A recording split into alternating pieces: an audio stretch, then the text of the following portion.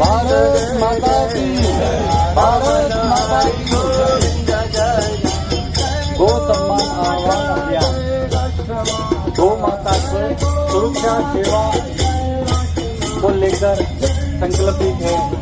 गौ माता की सेवा हो, गौ माता की सुरक्षा हो और इस भारत भूमि पर गौ माता को उचित सम्मान मिले। इसीलिए आज हम सब गो भक्त एकजुट होकर सरकार के सामने हम आए हैं अपना प्रार्थना पत्र लेकर।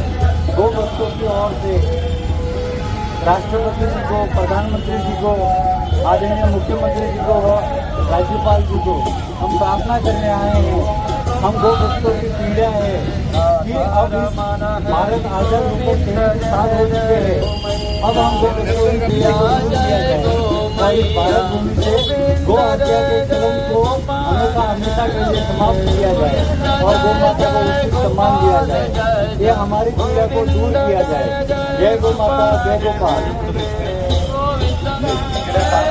अभियान सुरू केलं म्हणजे गो सम्मान आव्हान अभियान। या अभियानामध्ये सर्व देशवासी एकत्रित गायीला राजमार्गावर घोषित करावं। गायीच्या हत्या देशामध्ये होऊ नये। देशाला स्वातंत्र्य 70 वर्ष पूर्ण तरी सुद्धा अजूनही या देशामध्ये गायीची हत्या होते।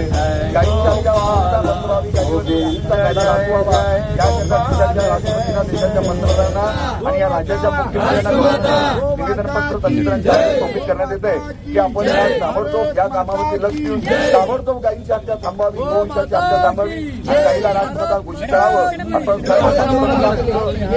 विनवणी पत्र तहसीलदारांना, सर्व सरकारला हे तुम्ही लवकरात सगळ्यांची तुमच्याकडे प्रार्थना आहे।